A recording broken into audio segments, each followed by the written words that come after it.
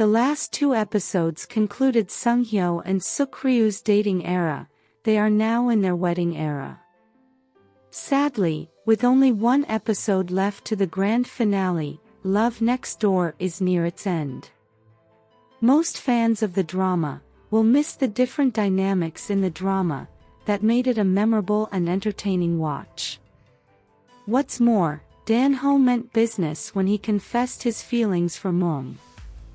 Thankfully, Mo-Eum's mother came around, without causing them much angst or stressing the viewers. Have I mentioned that Sangyo and Seok-Ryu were caught red-handed dating? What's more, Mi-Suk and Hae-Suk threw hands in the recently concluded episode 14. And from the preview for the next episode, it looks like it's an all-out war. They are so engrossed in their pride and feelings that they are almost willing to sacrifice their kids' happiness. Meanwhile, the odds were against Sung-Hyo's marriage proposal to Seok-Ryu. It was as if the powers that be were all giving him signs not to go ahead with the proposal, but loverboy Sung-Hyo was dogged, and nothing could stop him. I must say, with only 2 episodes left, it's sad that the viewers haven't seen Seok-Ryu's point of view regarding Sung-Hyo. So far, it's almost as if she doesn't love Sung-Hyo as much as he loves her. To expatiate, it was hinted in episode 8 that Seok-Ryu loved Sung-Hyo even before Sung-Hyo loved her. You would think that with his confession, and all they've been through, her long-forgotten love for him would be as consuming and sure as his. However, it took Sung-Hyo leaving town for her to realize the impact of his presence, which eventually led to her confessing her feelings for him. What's more, it took words from her brother, and Sung-Hyo getting hurt, for her to confess her love for him. Now, Sung-Hyo had to get miserably drunk for her to communicate her fears, and consider his proposal. It seems like something always has to force her hand, before she takes the next step with Sung-Hyo. With their mothers objecting to their love, she's bound to stick it out with Sung-Hyo. However, this doesn't negate her feelings or love for Sung-Hyo. As we all know, she was once at death's door. This experience changed her and her perspective on life. She fears she'll become a burden to Sung-Hyo if she relapses. If you recall, this was why she turned him down the first time. What's more, she had loved her ex-fiancé, and was excited to commit the rest of her life to him. But see how that ended for them, because of her cancer and depression. It must have traumatized her, making her fearful of commitment, not knowing what the future holds for her, in terms of her health and career. I just wish the writer wrote her in a way that her love for Sung-Hyo shined as brightly as Sung-Hyo's love for her. Sung-Hyo comes across as the only one eager in love, hence why I call him Loverboy. It also always comes across as if his love is not that reciprocated by Seok-Ryu. She outrightly rejected his proposal, without properly communicating her thoughts and feelings to Sung-Hyo. It was hilarious how Danho and Sung-Hyo concluded that her rejection was caused by hunger. Danho and Sung-Hyo are a duo I need to work out. They seem more like Sung-Hyo and Seok-Ryu's fathers. However, Sung-Hyo is not without flaws. Understandably, he's waited what feels like a lifetime for Seok-Ryu, but I think their relationship is moving too fast.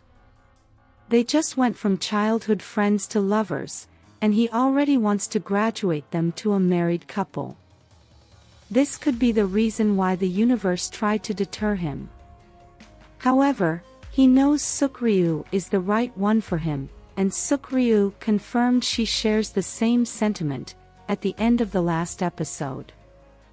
There's no reason for them not to get married. Meanwhile, Danho and Mo-Eum are finally on the same page. Who else noticed that the writer always tries to make each confession personal by relating them to what they like? Danho was smooth with his paramedic and lifesaver talk, making Mo-Eum fall deeper in love. The architecture in Sangio spoke to Seok-Ryu, talking about roofs, rafters, and sliding in that they'd take shelter from the wind and rain, and get plenty of sunshine. The good thing is that the writer doesn't drag or stress issues for long. Danho and Mo-Eum's issue was resolved quickly, sparing the viewers angst. Little Yongdu melted hearts with her words to Mo-Eum's mother. Thankfully, Jae-suk's rejection wasn't just about Danho being a single father. As a mother, she was simply looking out for her daughter. She relented when she realized that Mo-Eum was genuinely happy with Danho and Yongdu. At the end of the day, her daughter's happiness is what matters. I wonder what will happen to Mo-Eum's application and interview for a post in the South Post. Mo-Eum's maturity throughout the series is commendable. She's not afraid to state her mind, or pursue her feelings. Sung-Hyo and Seok-Ryu playing Cupid was the funniest thing ever. Meanwhile, it was refreshing and touching to see Mi-suk appreciate her husband. He might be goofy and not take the best photos, but he gave up his dream to provide for his family. His willingness to learn for his wife's sake speaks volumes. Meanwhile, it was about time things blew up between Hae-suk and Mi-suk. There always seemed to be a little underlying tension between them. It could be that Mi-suk feels guilty for getting paid for raising Sung-Hyo, while Hae-suk might feel jealous that his son connects more with Mi-suk than her. Mi-suk was already feeling stressed with what looked like the end of an era for them, with the pending closure of their shop, that she transferred aggression to Hae-suk. Hae-suk noticed her hesitance about their trip, and offered to foot her bills for the trip. However, this might have come across as arrogance to Mi-suk, who's at the end of her rope. If you recall, at the beginning of the series, they both liked to compare, compete, and brag about their kids. Not only had Mi-suk's pride, Seok-Ryu, returned from the States jobless, but now she can't afford a group trip, and is about to close their source of livelihood. She seems jealous of Hae-suk, whose life currently seems perfect. However, Hae-suk should have asked if she needed help, before offering it. In the preview, they transfer their frustrations with one another, into their kids' dating lives. Mi-suk is determined that she doesn't want Sung-Hyo, whom she helped raise, as a son-in-law. Hae-suk, on the other hand, is furious to learn that Seok-Ryu had once rejected her perfect son. Their fight and pride stop them from seeing how beautiful Sung-Hyo and Seok-Ryu's relationship is.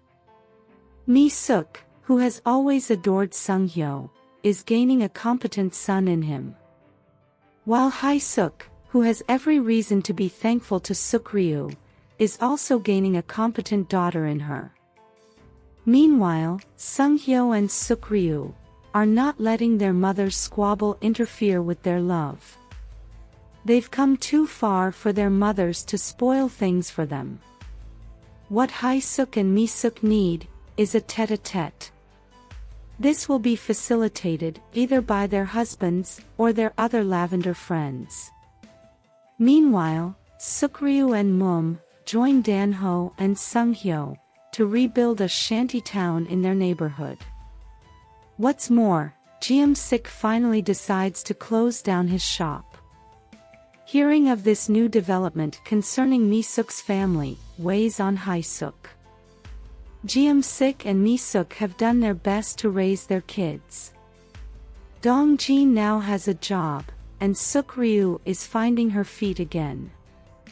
Maybe, they'll rally together to help foot their mother's cruise trip. As things are, it looks like Seok-Ryu will become a food blogger. She was touched to learn that her recipe helped someone who's going through what she went through with cancer. Meanwhile, despite all hell breaking loose around them, Sangio again asks Seok-Ryu to marry him. This time, Seok-Ryu couldn't be happier to accept. On a scale of 1 to 10, how excited are you for their wedding era? Do you think they'll have a happy ending? Let us know your thoughts in the comments section below. If you liked this content, give it a like, share, subscribe, and turn on your notification bell for all things wonderfully K-drama. Thanks for watching, bye.